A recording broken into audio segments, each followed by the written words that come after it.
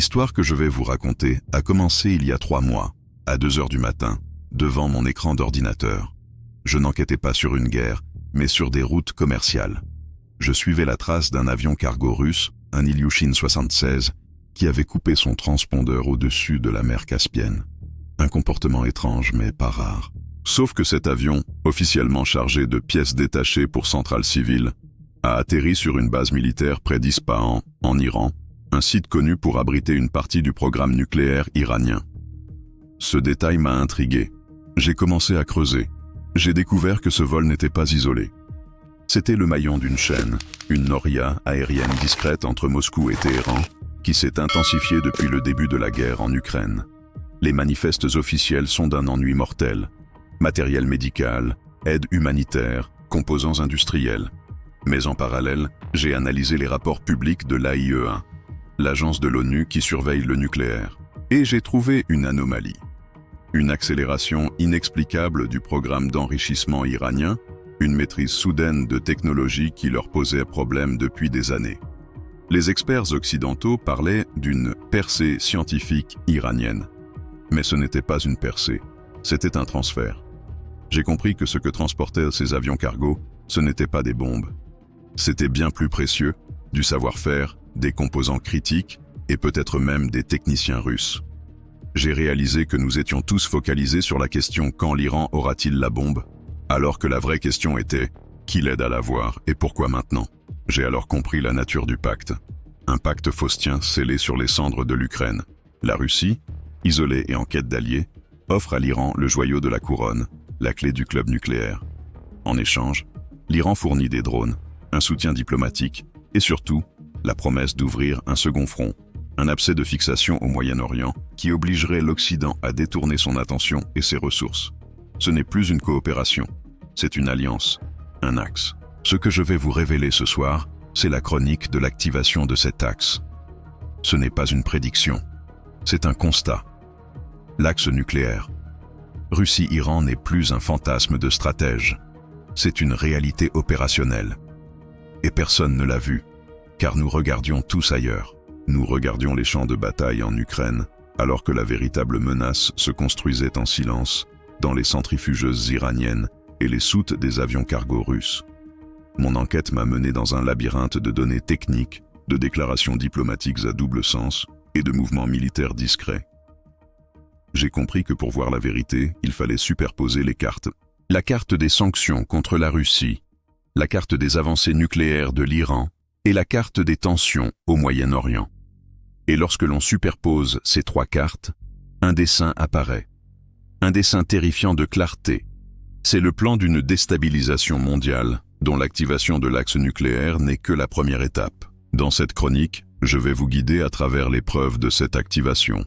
Nous allons d'abord voir comment le silence et les mensonges de la diplomatie internationale ont servi de couverture à cette opération. Puis, nous analyserons la nature exacte du transfert. Non pas une bombe, mais la dernière pièce du puzzle qui manquait à l'Iran. Nous verrons ensuite comment cet axe se manifeste déjà, créant un bouclier diplomatique et militaire qui rend toute action contre l'Iran presque impossible. Enfin, nous regarderons en face la conséquence inévitable de cette nouvelle réalité. Un Moyen-Orient au bord d'une guerre nucléaire régionale, une guerre que l'Europe ne pourra pas ignorer. Ce que vous allez entendre va à l'encontre de tout ce que les gouvernements et les médias nous disent. Mais les faits sont têtus. Si vous êtes prêts à connecter les points que personne ne veut connecter, alors cette chronique est pour vous. Montrez votre soutien en cliquant sur « J'aime » et abonnez-vous pour ne pas être pris au dépourvu par les prochaines révélations. Et dites-moi dans les commentaires depuis quelle ville et quel pays vous écoutez cette alerte. La lucidité est notre seule chance. La première étape pour activer un axe secret, c'est de créer une diversion. Et la diversion parfaite, ces derniers mois, a été le théâtre de la diplomatie. J'ai analysé la chronologie des négociations sur le nucléaire iranien. C'est une succession de rencontres, de communiqués, de progrès annoncés, qui n'ont servi qu'à une seule chose, gagner du temps. Pendant que les diplomates européens se félicitaient d'avoir maintenu le dialogue ouvert, les centrifugeuses iraniennes, elles, tournaient à plein régime. Et les avions cargo russes continuaient leur ballet nocturne. J'ai découvert que la Russie a joué un double jeu magistral. Officiellement, en tant que membre du Conseil de sécurité, elle participait aux négociations, se posant en médiateur raisonnable. Mais en coulisses, elle sabotait tout accord potentiel qui aurait imposé de réelles contraintes à son nouvel allié. Chaque proposition occidentale était accueillie par un veto ou une contre-proposition inacceptable. C'était une stratégie brillante. En prétendant chercher une solution, Moscou s'assurait qu'aucune solution ne soit jamais trouvée, laissant le champ libre à l'Iran pour avancer vers le seuil nucléaire. Pendant ce temps, l'attention du monde était focalisée sur l'Ukraine. J'ai vu comment chaque nouvelle offensive, chaque nouvelle crise à Kiev coïncidait avec une accélération discrète du programme iranien. C'est la doctrine du chaos contrôlé. Créer un incendie majeur à un endroit pour que personne ne voie le feu que l'on allume dans la cave. Les médias, les gouvernements, les opinions publiques, nous étions tous hypnotisés par le front de l'Est, incapables de voir la menace bien plus existentielle qui se construisait au sud. Le plus troublant, c'est que nos propres services de renseignement n'étaient pas dupes. J'ai parlé à une source au sein d'une agence européenne. Elle m'a avoué, à demi-mot, que les signaux de la coopération russo-iranienne étaient là, mais qu'ils étaient politiquement inconfortables. Admettre l'existence de cet axe aurait signifié admettre l'échec total de notre stratégie diplomatique. Cela aurait obligé nos dirigeants à envisager des options bien plus dures, comme des sanctions secondaires contre les entités russes qui aident l'Iran, au risque d'une escalade directe avec Moscou. Le silence n'était donc pas de l'ignorance, c'était un déni collectif, motivé par la peur de la confrontation. J'ai compris que le premier acte de l'activation de l'axe n'était pas un acte de la Russie ou de l'Iran. C'était notre propre refus de voir la vérité en face. Nous leur avons offert le plus beau des cadeaux, le temps et l'obscurité. Mais qu'est-ce qui a été activé exactement ? La Russie n'a pas livré une ogive nucléaire à l'Iran. L'opération est bien plus subtile et bien plus dangereuse. Mon enquête m'a plongé dans le monde ultra-technique de l'enrichissement de l'uranium. J'ai parlé à des physiciens nucléaires qui ont analysé les données publiques de l'AIEA, et ils m'ont tous pointé la même anomalie. La vitesse et la qualité de l'enrichissement iranien ont fait un bond quantique inexplicable en l'espace de quelques mois. L'Iran enrichit désormais de l'uranium à 60%, un niveau qui n'a aucune justification civile et qui n'est qu'à un pas technique des 90% nécessaires pour une arme. Mais le plus important n'est pas le niveau, c'est la méthode. L'Iran a réussi à mettre en service des cascades de centrifugeuses avancées, les IR-6, bien plus rapidement que toutes les estimations. Ces machines sont le cœur du programme, et elles sont notoirement difficiles à fabriquer et à faire fonctionner de manière stable. C'est là que se cache le secret du transfert. J'ai découvert que la Russie possède une expertise unique au monde dans la métallurgie et les systèmes de contrôle de ces centrifugeuses. Ce que les avions cargo ont probablement transporté, ce ne sont pas des centrifugeuses entières, ce qui serait trop visible, mais les composants les plus critiques, des roulements spéciaux, des convertisseurs de fréquences, et surtout, le logiciel de pilotage qui permet de faire fonctionner des milliers de machines en parfaite harmonie. C'est la pièce manquante, le savoir-faire que des décennies de sanctions avaient empêché l'Iran d'acquérir. Cette aide n'est pas seulement technique, elle est aussi défensive. J'ai analysé des images satellites des principaux sites nucléaires iraniens, comme Fordow et Natanz. Et j'y ai vu l'apparition de nouveaux systèmes de défense anti-aérienne, des systèmes qui ressemblent étrangement aux S-300 ou S-400 russes.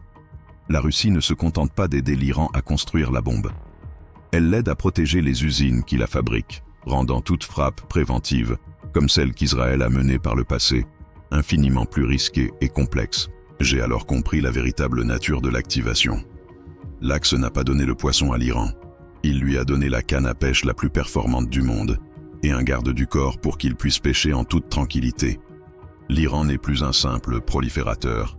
Il est en train de devenir une puissance nucléaire de seuil sous protection russe. C'est un changement de paradigme total qui redessine toute la carte stratégique du Moyen-Orient et du monde. Une fois la capacité technique assurée, l'Axe s'est activé sur un autre front, le front diplomatique. J'ai passé des semaines à analyser les votes et les débats au Conseil de sécurité de l'ONU. Le schéma est d'une régularité implacable. Chaque tentative occidentale de faire condamner l'Iran pour ses avancées nucléaires, pour son soutien au terrorisme ou pour ses violations des droits de l'homme se heurte à un mur. Le double veto de la Russie et de la Chine. Ce n'est plus une coïncidence, c'est une stratégie coordonnée.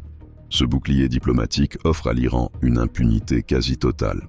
Téhéran sait qu'il peut avancer ses pions, violer les résolutions, se rapprocher du seuil nucléaire, sans risquer de nouvelles sanctions internationales contraignantes. Le droit international, déjà fragile, est devenu lettre morte. L'Axe a transformé l'ONU en une chambre d'enregistrement de son impuissance, sapant la crédibilité de l'institution et créant un monde où la force prime sur le droit. Mais ce bouclier n'est pas que diplomatique. Il est aussi militaire. J'ai découvert que la coopération entre la Russie et l'Iran ne se limite pas au nucléaire. Elle s'étend à des exercices navals conjoints dans l'océan Indien, à des partages de renseignements, à la coordination de leurs actions en Syrie. C'est un message envoyé au monde entier. Une attaque contre l'un pourrait entraîner une réponse de l'autre. Cette situation place les États-Unis et leurs alliés, notamment Israël, dans une position extraordinairement difficile. J'ai lu les analyses des think tanks israéliens. La fenêtre d'opportunité pour une frappe préventive contre le programme iranien est en train de se refermer à toute vitesse. Attaquer un Iran protégé par des systèmes de défense russes et soutenu diplomatiquement par Moscou et Pékin n'est plus la même chose qu'attaquer l'Irak de Saddam Hussein ou la Syrie de Bachar el-Assad. Le risque d'une escalade régionale, voire mondiale, est désormais immense. J'ai alors compris que l'activation de l'Axe avait créé une nouvelle réalité géopolitique. L'Iran n'est plus un acteur isolé. Il est devenu la pièce maîtresse d'un bloc anti-occidental qui cherche activement à démanteler l'ordre mondial existant. Le bouclier de l'Axe ne protège pas seulement l'Iran. Il protège un projet de révision de l'équilibre des puissances. Et le Moyen-Orient est le premier théâtre de cette révision. L'activation de l'Axe nucléaire a transformé le Moyen-Orient en la région la plus dangereuse du monde. C'est le 4e chapitre de mon enquête, celui des conséquences imminentes. J'ai analysé la réaction des autres puissances régionales. Et ce que j'ai vu, c'est le début d'une course aux armements nucléaires généralisés. L'Arabie saoudite, rivale historique de l'Iran, a déjà déclaré publiquement que si l'Iran obtient la bombe, elle l'obtiendra aussi, le lendemain. La Turquie, l'Égypte. D'autres puissances régionales pourraient être tentées de suivre le même chemin pour ne pas être déclassées stratégiquement. C'est le cauchemar de la prolifération. Un monde où non pas un, mais plusieurs pays du Moyen-Orient, une région déjà minée par les conflits et les haines ancestrales, posséderaient l'arme nucléaire. Le moindre incident de frontière, le moindre attentat, pourrait alors dégénérer en un échange nucléaire aux conséquences inimaginables. L'Axe Russie-Iran n'a pas seulement activé le programme iranien, il a activé une bombe à retardement sous toute la région. Face à cette menace existentielle, Israël se retrouve acculé.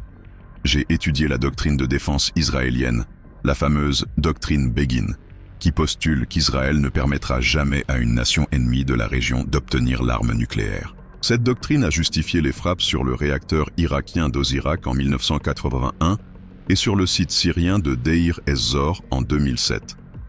La question n'est donc pas de savoir si Israël est prêt à agir, mais quand il jugera que la dernière ligne rouge a été franchie. Le problème, c'est que cette ligne rouge est de plus en plus floue.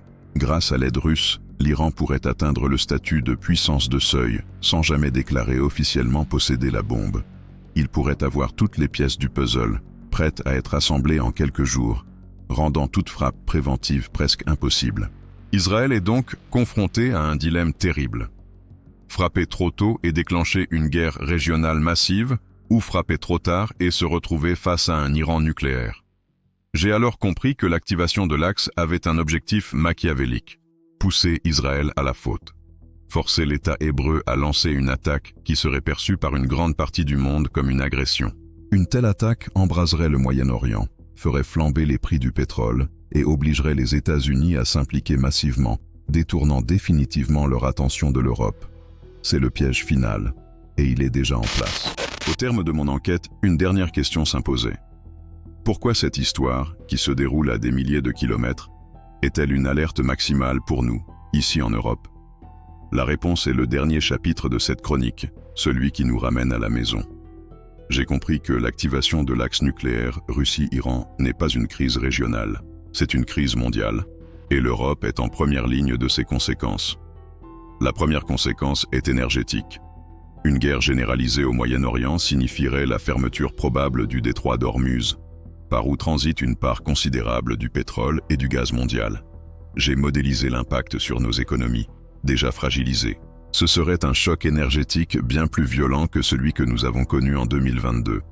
Les prix à la pompe exploseraient, l'inflation repartirait de plus belle, plongeant le continent dans une récession profonde et durable. La deuxième conséquence est sécuritaire. Une telle guerre provoquerait des vagues de réfugiés d'une ampleur jamais vue, déstabilisant encore plus nos sociétés.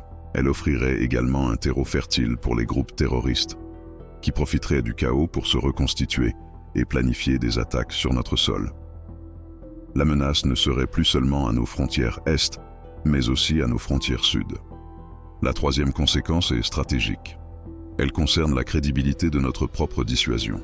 Si le chantage nucléaire permet à des pays comme la Russie et l'Iran d'atteindre leurs objectifs, quel message cela envoie-t-il aux autres puissances? Cela rend le monde infiniment plus dangereux, en banalisant l'arme nucléaire comme un outil de politique étrangère. Notre propre doctrine, basée sur la non-utilisation et la stricte suffisance, se retrouverait affaiblie. Enfin, j'ai compris que le véritable objectif de cette manœuvre était de nous diviser. Face à une crise au Moyen-Orient, les pays européens réagiraient en ordre dispersé. Certains prôneraient la fermeté, d'autres la neutralité. L'unité européenne, déjà fragile, ne résisterait pas à un tel choc. C'est le but final de la stratégie du chaos contrôlé. Nous isoler, nous affaiblir et nous laisser seuls face à un monde où les règles ont été réécrites par d'autres. L'activation de l'axe nucléaire Russie-Iran n'est donc pas une histoire lointaine. C'est le début d'un nouvel acte de notre propre histoire. Un acte pour lequel nous ne sommes absolument pas préparés. Mon histoire a commencé avec un vol cargo suspect et s'achève sur la vision d'un monde au bord du gouffre. L'axe nucléaire Russie-Iran n'est pas une théorie. C'est une machine de guerre stratégique qui a été activée sous nos yeux, pendant que nous étions distraits par d'autres crises. Ce que personne n'a vu, ce n'est pas l'un des faits que je vous ai présentés. C'est la connexion entre tous ces faits. C'est le fil rouge qui relie un vote à l'ONU, une avancée technique dans une usine iranienne et un exercice naval dans l'océan Indien. C'est ce fil qui dessine le véritable plan. L'alerte maximale n'est pas pour demain. Elle est pour aujourd'hui. Elle ne nous appelle pas à la panique, mais à une lucidité radicale. La lucidité de comprendre que les règles du jeu ont changé et que la paix que nous tenons pour acquise est plus fragile que jamais. L'inexpliqué a été révélé. À nous d'ouvrir les yeux avant qu'il ne soit trop tard.